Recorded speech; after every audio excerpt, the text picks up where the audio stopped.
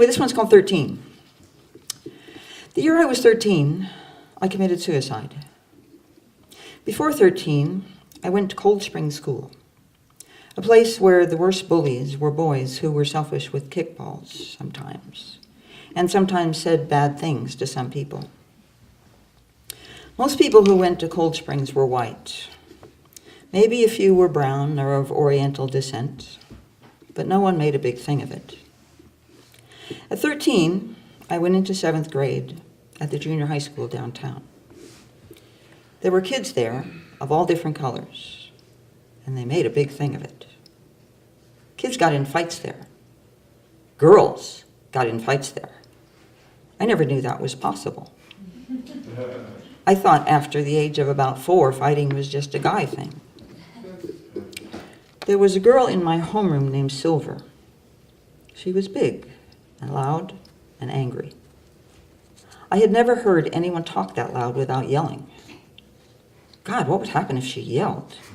I heard her talking loudly with her friends about a fight she had with another girl. I pretended I wasn't there and I didn't hear it. Sometimes walking down the hall, I was followed and taunted by 8th grade boys. I wore no makeup, my skirts were the wrong length, my shoes were the wrong kind, and I walked like a nerd, clutching my books. I never looked at the taunting boys or acknowledged them in any way. They probably thought I was pretending they didn't exist.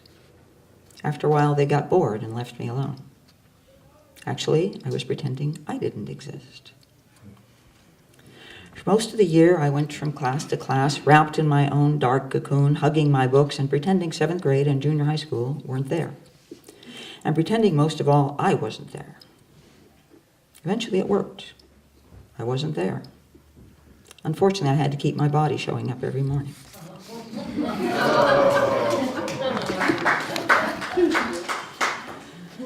And this one is called Heretic.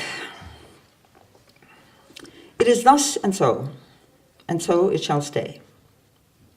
But look, I say, see how the track diverges here? See how clearly thorns infest that path. Look to the cliff face looming at its end. In the silence that follows, I see my own ghost fade before their eyes. I place 3 stones in the garden, a vase of sunflowers on the kitchen table, a string of words across the screen, reminding myself that I exist.